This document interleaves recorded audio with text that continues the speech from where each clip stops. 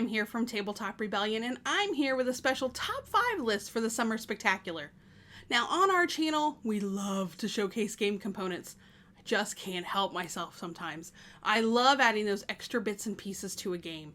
It just adds to the immersive experience and theme. So, before I even start on our list, I want to add this little asterisk. You don't actually need any of the upgrades I'm talking about today to play or enjoy a game.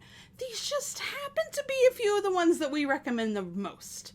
Alright, let's get this started.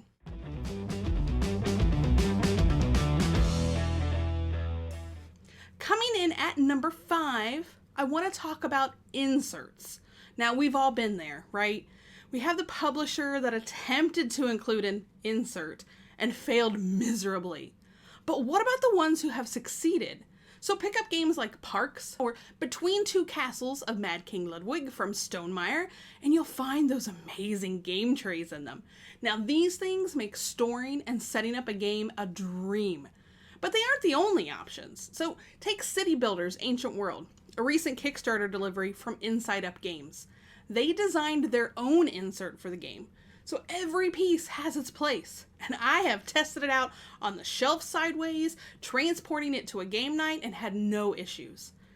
And then finally we have our aftermarket inserts from companies like Meeple Realty and Broken Token.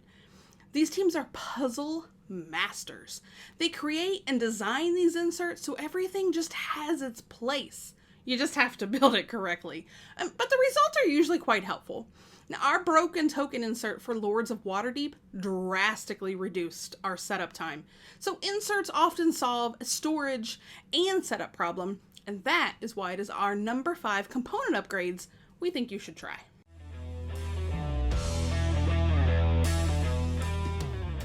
Moving on, number 4 on my list may not be a favorite on everyone's table, but for some, it can open up an entirely different hobby.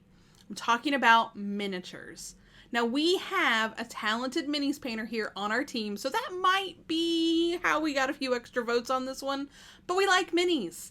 They can be unique for each player, they add a 3D element to the board, and they can be painted if you enjoy doing that sort of thing. Now, could you use a colored cube in its place? Yep, you sure can. And if that's what you like to do, then party on, Wayne. Greenbrier Games has some outstanding minis in their Folklore the Affliction line, and Lucky Duck's recent Destinies release is also a new favorite. Some games rely heavily on minis to immerse the player into the game, like Firefly the Game from Gale Force 9 or Star Wars Rebellion from FFG. But you can even find minis in games like The Godfather. Painted or not, we think they add an extra depth to gameplay, and that's why they made the list.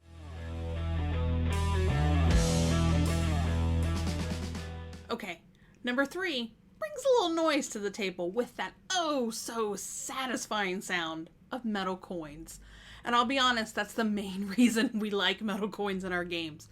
That clink sound you hear when you rake in some income, it's just so fun. Especially when you have more than your opponent. So Garfield Games has some excellent metal coins in their North Sea and Architects collections, and they can be used for other games as well. We use our Scythe coins for multiple games. There are several different styles of metal coins you can pick up that can be used for lots of different things. Draw Labs offers a great Kickstarter, usually yearly for some of these.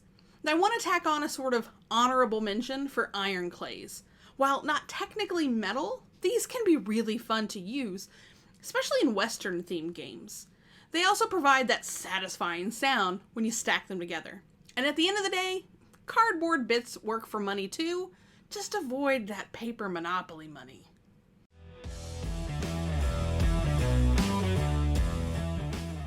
Now we're getting down to things that will absolutely influence my purchases. If a game has these last two, it's totally got my attention. So at number 2, I'm talking about acrylic tiles or bits. So you do have a couple of different options here that I've lumped together, but let me focus on the tiles first. They just bring table presence with them. Fight in a Box offers collector's editions of all of their small box games as acrylic tiles, and they're just amazing. 25th Century Games also recently released Kohaku with some beautiful fish tiles. Now, these games will play the same with cardboard pieces or even cards, but the acrylic tiles add in just a little something extra that can really make the art pop. I love these for the table presence that they bring. So switching over to the acrylic bits, and you most often find geek bits from Board Game Geek. You can also find things like this on Etsy, but some of the best acrylic tokens are the ones for Quacks of Quedlinburg. And while they are a little pricey, they added some longevity that the cardboard pieces were not going to be able to provide. Now I'll admit, this particular one is probably more personal preference than some of the others on our list. If I truly love a game and plan to play it a lot, then I'm going to look for these types of bit upgrades so that I don't have to worry about the cardboard wearing from use, and it's just a little extra bling on the table.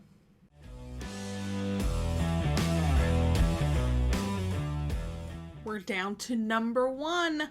We've already talked about inserts, minis, metal coins, and acrylic tiles and bits. Now, I should throw out another honorable mention for playmats, but that's not my number 1. Nope. It is custom shaped pieces. I absolutely love these things. I've seen more and more Kickstarter stretch goals using these as an incentive, but to be honest, it's becoming a fun way to add just a little something extra to make a game stand out in a crowd. And in a somewhat booming time for games, this is a good way to stand out. So you'll find these in games like Everdale from Starling Games. All of the resources are custom, from squishy berries to sticks, and it just adds a level of depth to the theme that I truly enjoy. Elf Creek Games is really starting to shine in this area, so if you check out their latest release, Honey Buzz, you'll find custom bee meeples, or beeples, and just incredible bits representing the nectar the bees produce. Then you have games like New York Zoo from Capstone Games that have custom wooden animal pieces to play with. I love the board presence that these types of bits have, and they're just incredibly fun to play with. Give me that added layer of theming every day of the week. So that does it for this list. Did you agree with any of our picks? They may or may not be for everyone, but for us, they add more depth and fun to our game time. Tell us some of your favorites in the comments. Until the next video, follow us at Tabletop Rebellion to see how we're bringing people together one game at a time.